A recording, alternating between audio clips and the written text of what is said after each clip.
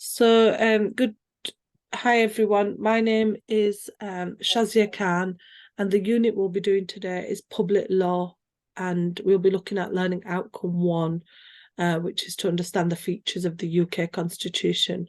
So if you have any questions, please ask as we go along, or just put them in the chat, because I know you're having some problems with your audio.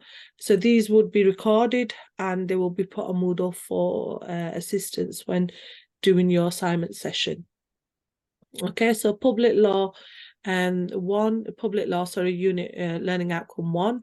So the unit is here, the aim of the unit is to equip the learners with the knowledge, general knowledge of foundations of constitutional and administrative law, with a particular focus on the main elements of the United Kingdom's constitution. The unit will enable learners to identify the significance of the separation of powers, sovereignty of Parliament, as well as the importance of human rights norms. Learners will also be introduced to the basic principle of administrative and judicial review processes. So the key terminology we're going to be looking at is, so what is a constitution? A constitution is a body of fundamental principles or established precedents according to which a state or an other organization is acknowledged to be governed. The basic principles and laws of a nation, state, or social group that determine the powers and duties of the government and guarantee certain rights to people. So a constitution can be like even an example of constitution can be a football team. You know, they can have their own constitution that they follow and they abide by the basic rules of that team. So it's really important to identify that. When we're looking at does the UK have a constitution? Britain is unusual in that it has an unwritten constitution. Unlike the great majority of countries, that there's no single legal document which sets out one place and fundamental laws outlining how the state works. This means that Parliament, using the power of the Crown, enacts law which no other body can challenge. And in like the UK, like America, the UK has an unwritten constitution, but it is in other forms of documents which we'll go through later on. So when did England get a constitution? 1215. Although England's parliament, often called the mother of parliaments, has existed for over 7 centuries, the founding document of England's constitution is generally considered to be Magna Carta, or Great Charter of Liberties of England, which the barons drew up and forced the King John to sign. So this was the historical part of it. When, you know, Britain had an unwritten constitution, how it formed this constitution. The UK is often said to have an unwritten constitution. This is not strictly correct. It is largely written, but in different documents. So, you know, but it's never been codified. In respect, the UK is different from most other countries which have a codified constitution, but not all. New Zealand and Israel also lack a codified constitution.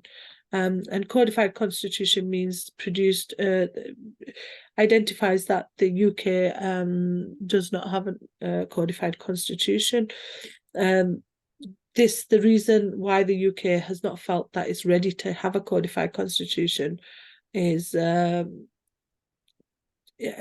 because it feels like that it's got statutes and conventions and judicial decisions that it follows.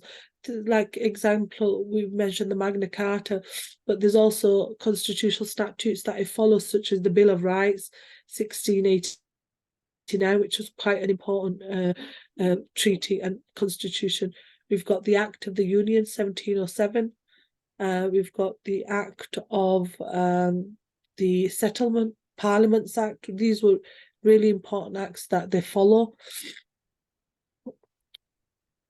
So we've got the what is the role of Parliament. So an introduction to the role of Parliament and to the role of Parliament in regards to looking at what Parliament does in the UK. And we're going to put a video on to identify that for you. So just tell me if you can, you know, see this video, which I'll share with you now.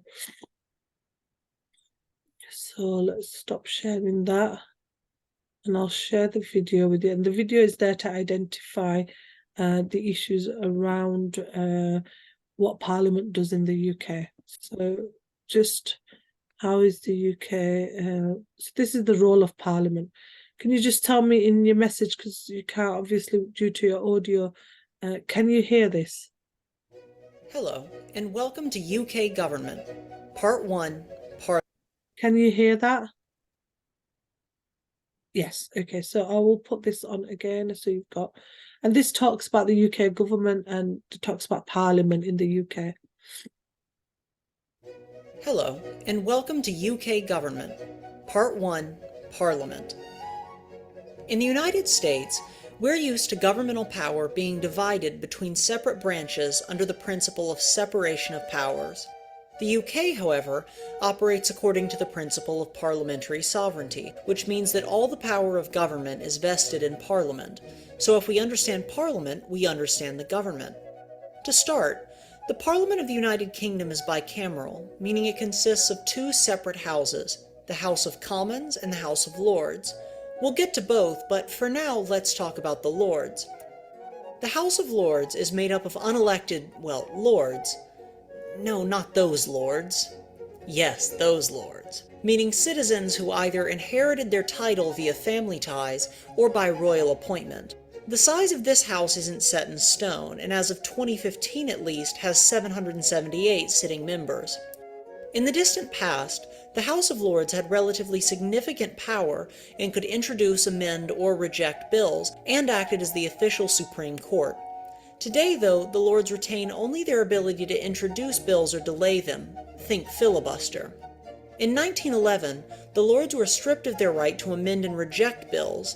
Then, more recently, in 2009, the judicial power of the Lords was also replaced by the creation of a separate Supreme Court of the United Kingdom. Now, let me digress just a bit to say, don't get fooled by the sound of Supreme Court of the United Kingdom.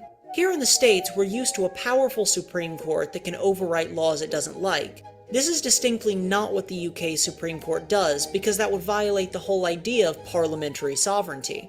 In the UK, the Supreme Court is only the court of highest appeal. It does not have judicial review powers. Now, where were we? Parliament. Okay, now let's move away from the House of Lords and talk about the House of Commons.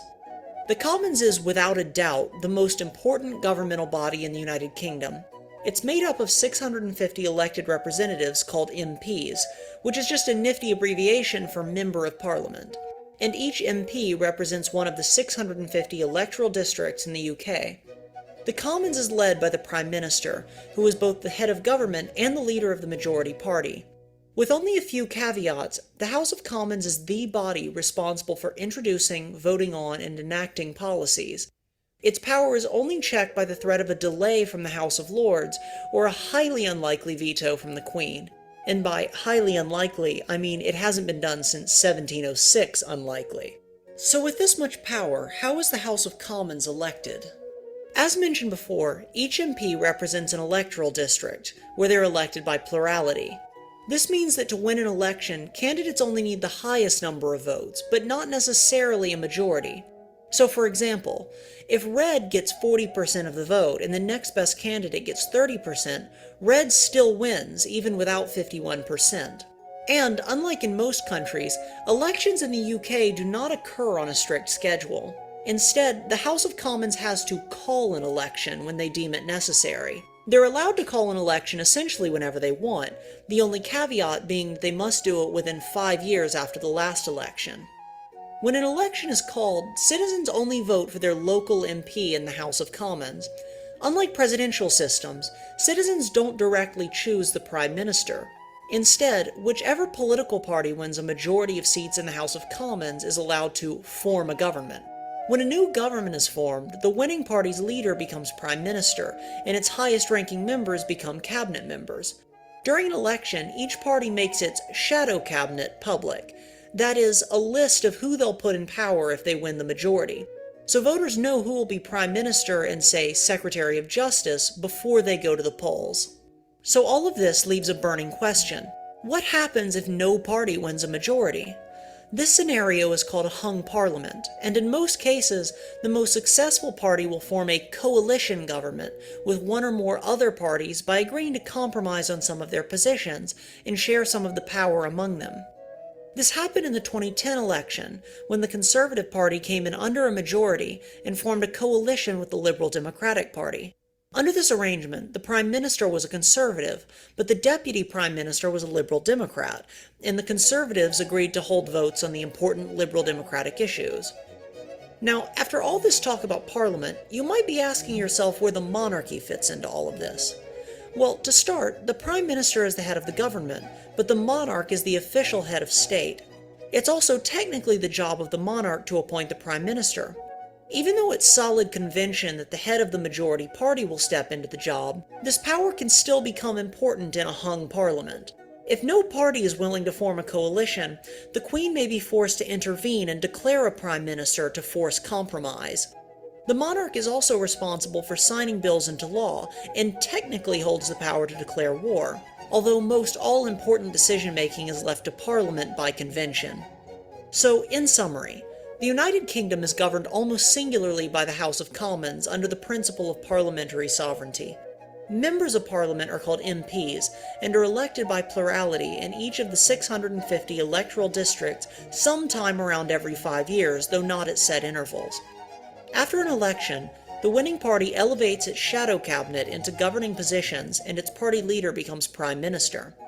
The House of Lords is unelected and can delay legislation, but has almost no real power.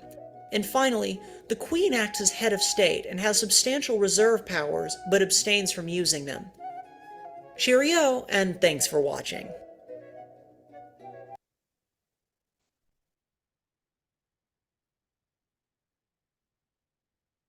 As you can see from that video, let's go back to the slides. Can you see the slides now? Again?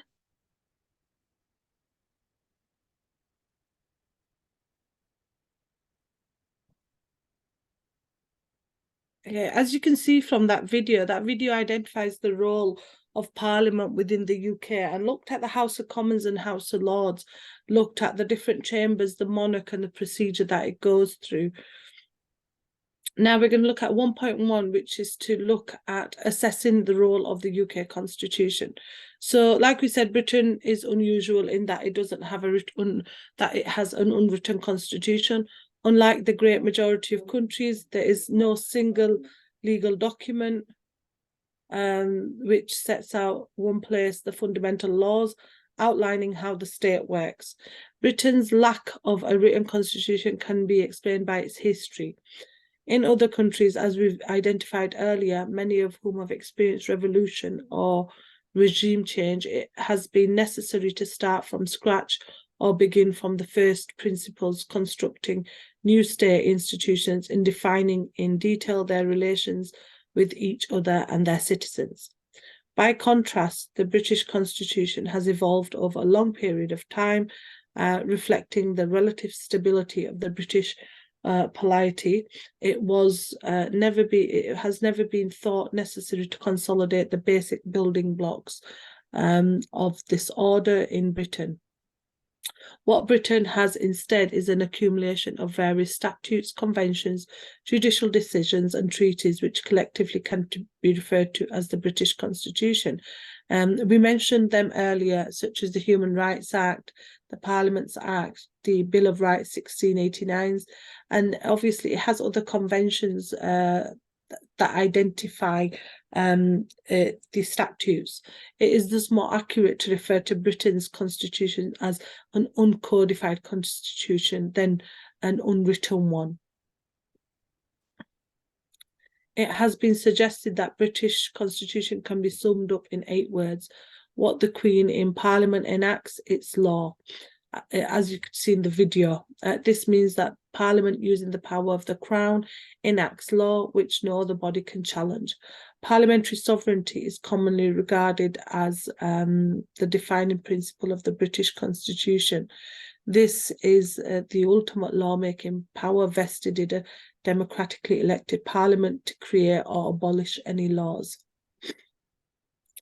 Other core principles of the British Constitution are often thought to include the rule of law, the separation of powers of government into executive, legislative, and judicial branches, the accountability and the existence of unitary state, meaning ultimate power is held by the centre, which is the sovereign Westminster.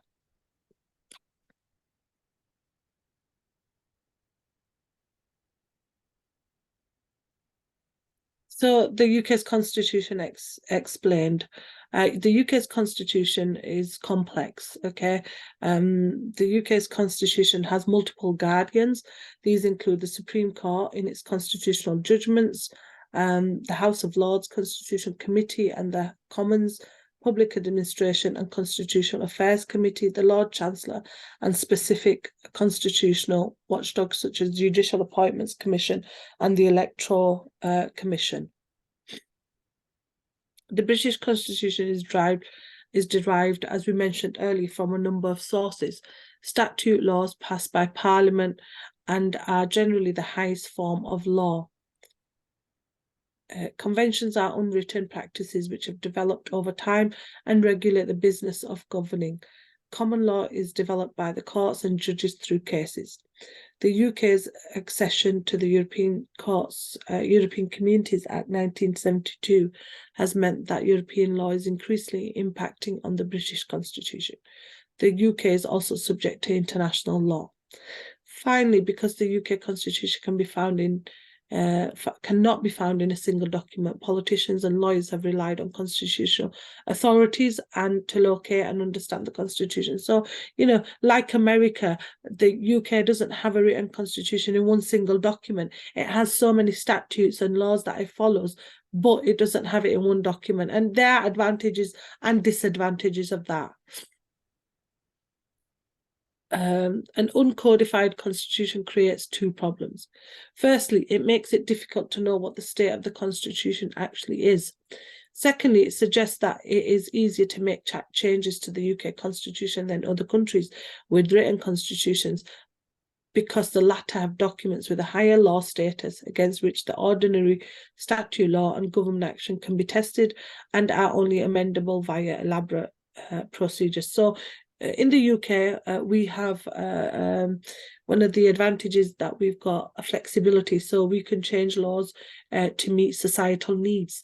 So the flexibility of the UK Constitution is evident from the large number of constitutional reforms since 1997, including the abolition of the majority hereditary peers in the House of Lords, the introduction of codified rights of individuals from the first time in Human Rights Act 1998, and the devolution to Scotland, Wales and Northern Ireland.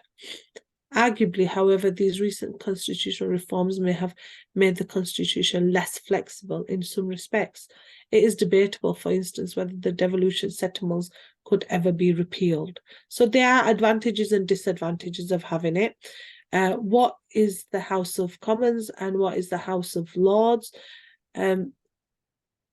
So we're going to go through each one. So you've got an identification of what each one does and how it applies to Parliament. Why is it so important to have the House of Commons and House of Lords in the UK?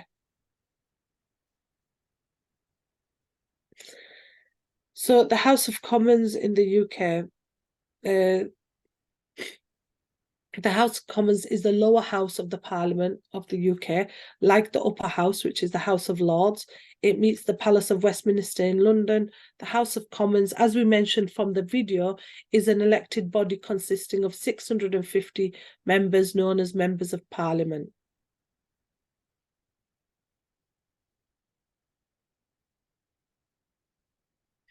The House of Lords does not control the term of the Prime Minister or the government. Only the Commons may vote to require the Prime Minister to resign or call an election. Unlike the House of Commons, which has a defined number of seats, the number of members in the House of Lords is not fixed. The House of Commons gained its names because it represented communities. Since the 19th century, the British and Canadian Houses of the Commons have become increasingly representative. The powers of the House of Commons is that all legislation must be passed by the House of Commons to become law, and it controls taxation and the supply of money to the government. So 1.2, evaluate the characteristics of the UK Constitution. So British Constitution are often thought to include the rule of law, the separation of government into executive, legislative and judicial branches, and the existence of a unitary state, meaning ultimate power is held by the centre, which is, as we mentioned earlier, is the sovereign Westminster Parliament. Sources of UK Constitution. So we've got statute law. This is a law made by Parliament and is one of the most important sources of the UK Constitution, as statute law overrides other laws, EU laws excepted, due to the principle of parliamentary sovereignty. Examples would be the European Community Act of 1972 and the Human Rights Act of 1998. Common law, this is judge-made law based on precedent and tradition. When deciding on the legality of a case, judges will use previous decisions on similar cases. These are examples of common law. For example, the powers contained in the royal prerogative, which are now exercised by the royal Prime Minister. So if a case wanted, a judge needs to look at previous cases, they would rely on previous precedent to give them an example, or the case may have similarities to the nucleus, and they could base their decisions around that. Conventions. These are non-legal established rules of conduct and behaviour.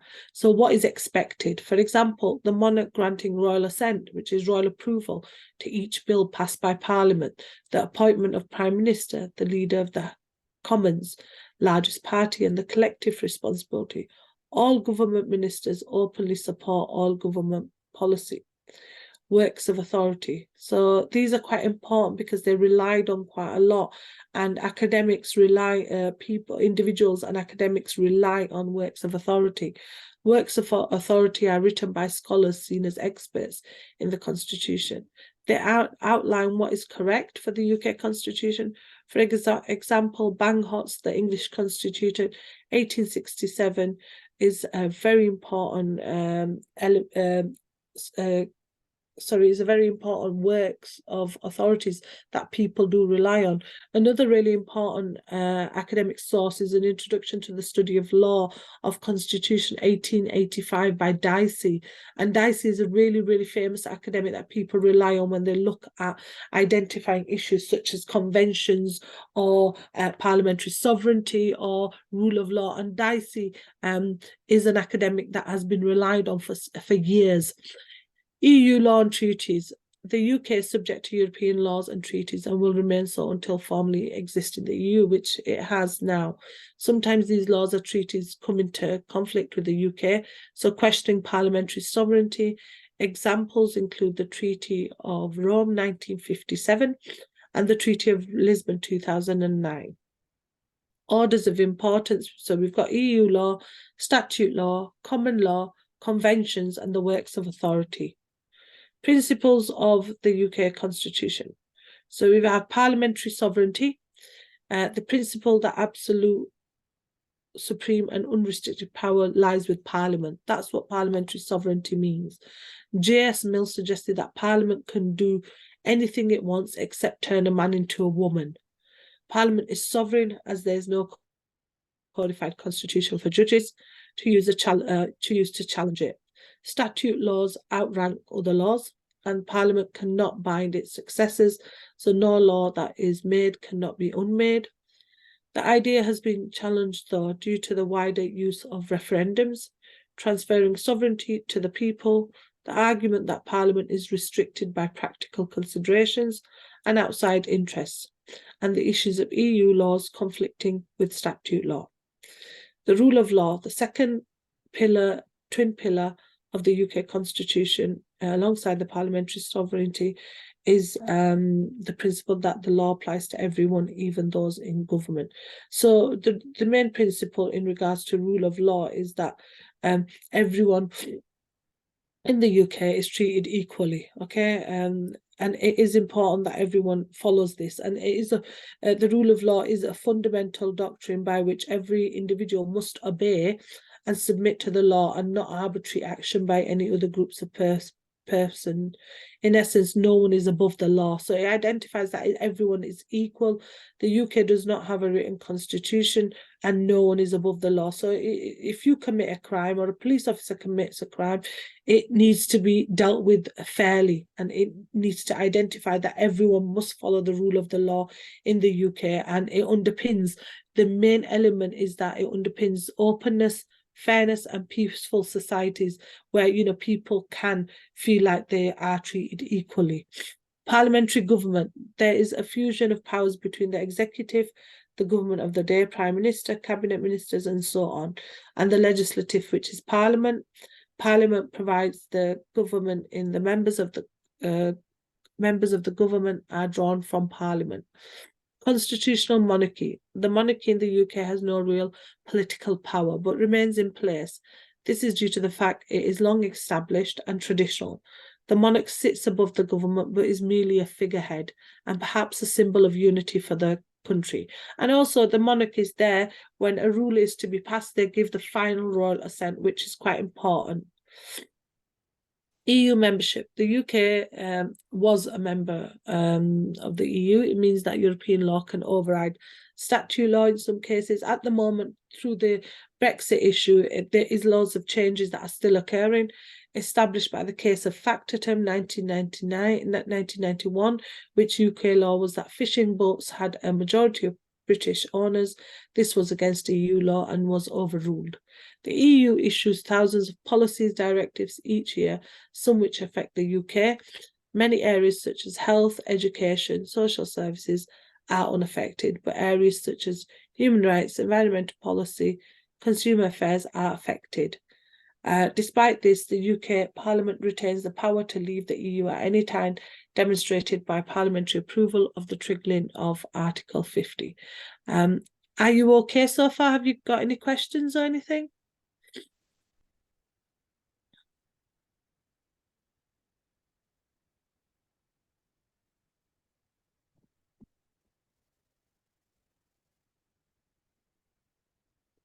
So UK, thank you.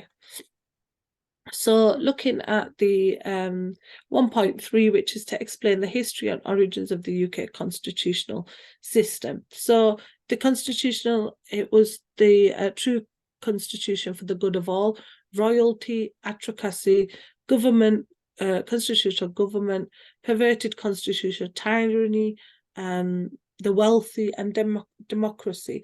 Constitution considered by Aristotle and his school. So Aristotle was a Greek philosopher, and he identified what the constitution should be. So theoretically, Plato's Republic, Plato's laws, Phaedrus and Hippodus of Miletus, the realist Spartan, Cretan, Catholicism, Atheism, and other factors. Government of law, government of a few, government of many, royalty, tyranny, autocracy,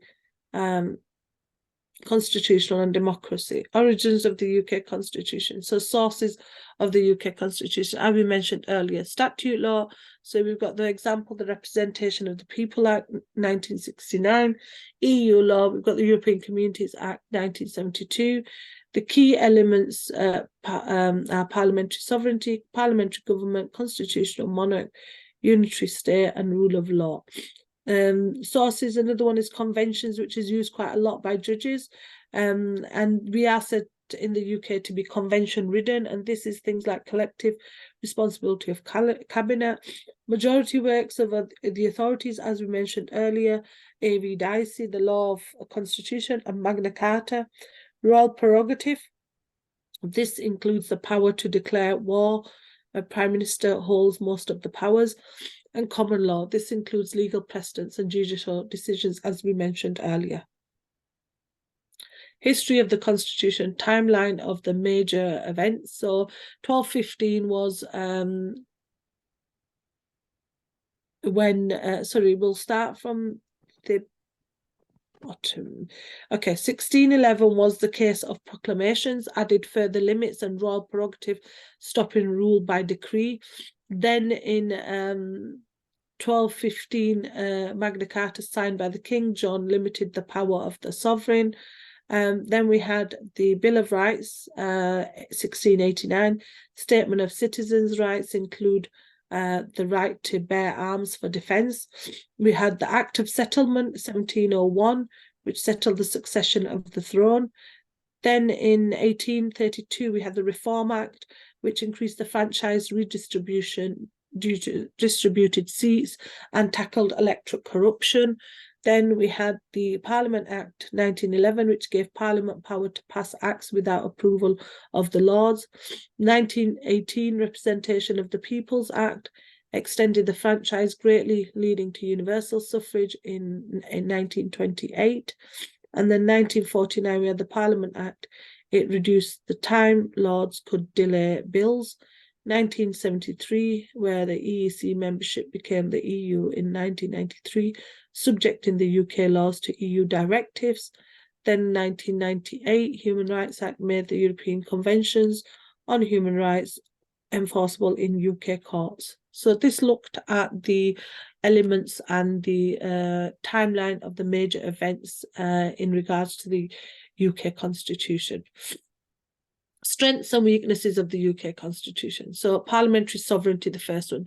Sovereignty is the crown in Parliament. So parliamentary sovereignty is the form of legal sovereignty. So they make, amend, repeal any law. The rule of law has traditionally been seen as the alternative to a codified constitution, showing that even in the absences of higher law, government is still subject to legal checks and constraints. Government, in short, is not above the law. Parliamentary government, UK constitutional structure is based on fusion of powers between executive and parliament. So parliamentary government, and then government and parliament overlap, interlock. Government, in effect, governs in and through parliament.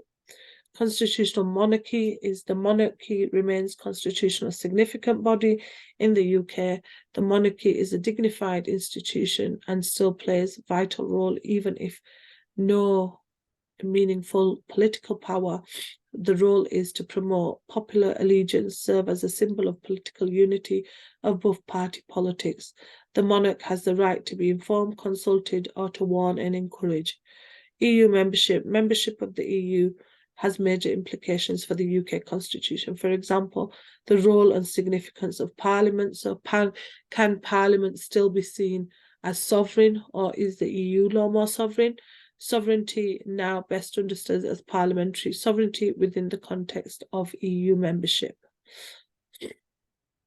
So these are looking at the strengths and weaknesses of the UK Constitution. 1M1, to assess the significance of constitutional conventions in the UK. So what's a convention?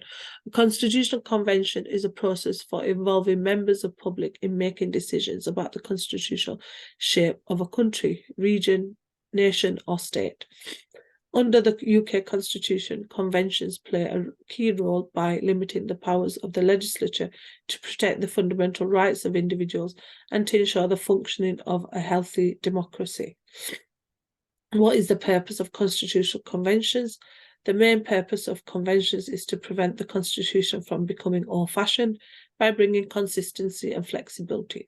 They can be adapted to suit a continuously changing orthodoxy. According to Dicey, again, Dicey is a really, really important scholar and a really important academic. Since the Magna Carta was created, the UK Constitution has been constantly evolving due to its uncodified and unentrenched nature. Conventions, in contrast, perform important functions within this evolution. So their lack of enforceability potentially renders their application problematic. Therefore, they can ultimately be viewed as positive characteristics of the UK's constitutional structure. According to Dicey, conventions are defined as understandings, habits, or practices which, though they may regulate the conduct of the several members of the sovereign power, are not in reality laws at all, since they are not enforced by courts. However, none of these words truly explain constitutional conventions. A constitutional convention is more like a custom, practice, or usage, and is sometimes something that inhibits or constrains the actions of a constitutional actor. Unlike conventions, habits and practices do not prescribe what ought to happen, but instead describe what does happen. Moreover, understandings do not amount to rulings. On the other hand, practices, although regarded as potential conventions, are not binding like conventions. The main characteristics of conventions is that they are expected to be followed. Thus, the clearest definition of a convention can only be an exception. A convention can arise from a single incident or practice. An example of this was when past Prime Minister Tony Blair sought a parliamentary vote to invade Iraq. Firstly, it should be noted that he did not need to do this because the executive has the power under the royal prerogative to take the country to war. However, some have argued that Blair's act of seeking permission from Parliament to deploy troops abroad constituted a convention, or at least was a first step towards one being created. Indeed, Tony Blair himself considered there was an expectation of him to seek parliamentary vote. Therefore, it at least arguably that a single act can create a convention. It follows that a convention is not necessarily a practice or habit, but an understanding.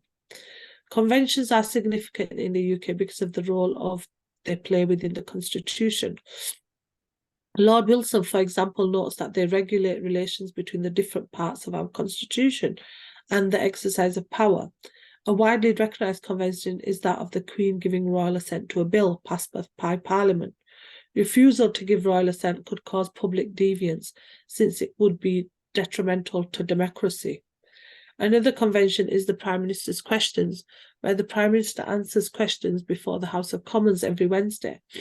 This provides an important check on executive power and is important for the functioning of democracy. Additionally, it also holds ministers collectively and individually responsible to Parliament. If a minister misleads Parliament, he is expected to resign. But if he refuses to resign, he would not be acting illegally, but he would be acting unconstitutionally. An example of this was the case of Stephen Byers, who was implicated in 2010 for cash for influence scandal. This convention thus improves the accountability of executive, not only to Parliament, but also to the electorate. The enforcement of conventions is a major flaw in their operation. They are not law and so may not be enforced in courts. However, disobeying one will often give rise to political criticism.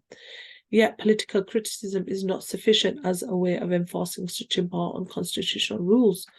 The consequences of the Queen refusing to follow the convention, of appointing a member of the House of Commons who best commands the confidence of a majority of the House of Commons as Prime Minister, would cause a constitutional crisis.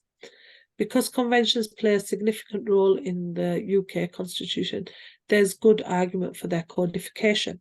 However, when considering the merits of a codified constitution, it is necessary to look at some of the advantages and disadvantages which arise. First, conventions are flexible, which is both an advantage and a disadvantage. Since conventions are flexible, they adapt to changing circumstances. Hence, one perspective views that codification weakens the growth of the Constitution. On the other hand, flexibility is only an advantage for those in power because it creates difficulties in defining the limitations of power, thereby enabling these power to preserve their power. Thus, codification can act as a check on the power of the government. In contrast, according to Munro, countries with a written constitution need conventions more than the other countries, since the greater degree of constitutional rigidity, the greater is the need for the benefits of informal adaptation, which conventions bring. In fact, if the UK established a codified constitution, the need for conventions would increase. The UK has been proceeding well for several hundred years, even though a written constitution can be seen as a way of further improvement and clarification. It begs the question of why it should be changed. There is an argument that constitutions are written following war or civil unrest. The newest constitutions, such as those in Egypt and Libya, are present due to the necessity following civil unrest. As no such necessity has arisen in the UK, there's no need for codification. Therefore, codification of the UK Constitution is unnecessary. These advantages and disadvantages of written constitution are controversial, yet there remains one major difficulty with having a codified constitution in the UK, and that is parliamentary sovereignty. Parliamentary sovereignty provides that no one can question the validity of an act of parliament, and no parliament can bind another. In most countries with a codified constitution, there is an entrenchment and a constitutional court system. Entrenchment is needed to make sure the constitution is protected politically, and a constitutional court is to ensure the constitution is protected judicially. Under this doctrine, the parliament is the ultimate lawmaking power, and nobody can question the validity of an act of parliament. Hence, in the UK, if entrenchment is applied and a law which is made by Parliament is fixed in a way such that a future Parliament cannot such legislation, then the future Parliament's parliamentary sovereignty would be severely curtailed. This would also be the case if a constitutional court is established. In effect, such a court would be questioning the validity of acts of Parliament. A codified constitution would therefore diminish the doctrine of parliamentary sovereignty. Checks and balances of the UK's executive are created to ensure that power never concentrates too much for too long in the same place.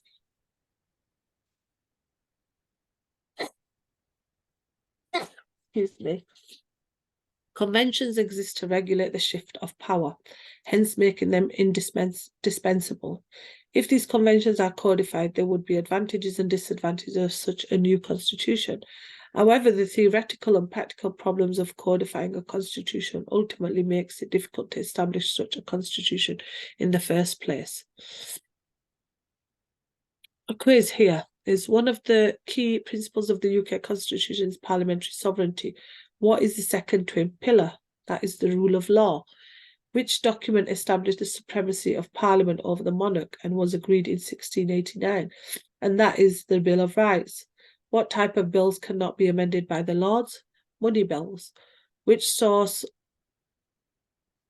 of the Constitution outranks all other sources, which is EU law? What is the term for a constitution not written as one document, and that is to refer to it as uncodified? What is the term for a constitution where power is centralised in one body? That is unitary. What is sometimes referred to as judge-made law, and that is referred to as common law? Who suggested that Parliament can do anything it wants except turn a man into a woman? And that was Mills that identified that. Which act united England and Wales with Scotland? And that was the Act of Union. And what are the long-established practices and what is expected? And these referred to as conventions. So when we've looked at conventions, we've identified there's a difference between conventions and laws. And the main issue is that, is there a need for conventions in the UK? And there is, because as society changes, then there is a need for conventions there to help support judges who are making decisions and societal changes. These are the references that we've used for today's session. Some of the books that you could refer to in regards to when you're doing your assignment, and some sources in regards to internet sources as well. So things like Student Rocket, UCL, Law Teacher, Electoral Reform, Parliament.uk. These will help you identify any elements that you need to expand on when doing your assignment. And thank you for your patience, and that is learning outcome 1, which we've finished now. Have you got any questions? I know you've got some issues with your audio. If you want to put any questions in chat, I can gladly go through them with you.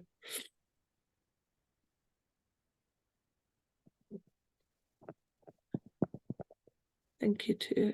So have you got any questions or anything? I have a question, okay.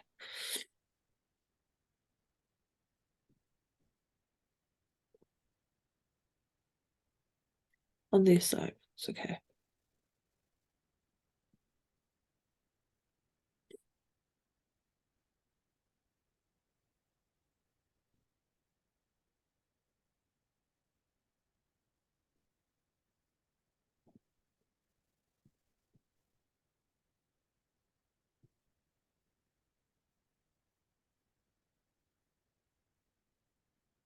How can one avoid plagiarism when referencing? And you need to be using the Harvard system for referencing, okay? And you will go through that. I'll go through that when I'm doing the assignment with you. After doing Learning Outcome 5 is the last session is the assignment. The system that you use is called Harvard System of Referencing, and that's the one that's used for all the assessments in UK Varsity. And what I'll do when it comes to doing your assignment session, I'll go through sources that you could use to help you, avoid any sort of plagiarism or referencing, and where you need to, if you take something out of a book, how you need to reference it. If you take an internet source, how you would reference it at that. And there's loads of guides on online that you could use on any sort of generators, Harvard referencing generators that will be there to support you, okay? So, try to do things in your own words, try to paraphrase things, and if you take something out of a book or anything, or any sort of notes, make sure you reference where you take it out, and you put the author's name and the year. And if you remind me towards doing your assignment session, I will go through it in more detail with you. Okay? Is there any other questions? That's towards the end, so we've still got Learning Outcome 2, 3, 4, and 5 to do, and then we'll do the assignment discussion. Thank you. Any more questions?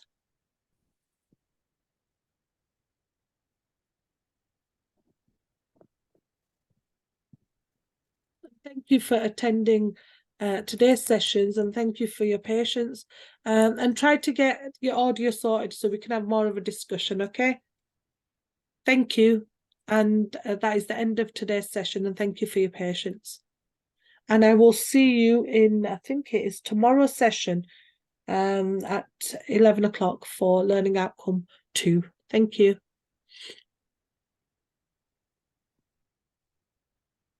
So we'll finish the session now. And I will see you tomorrow. Thank you.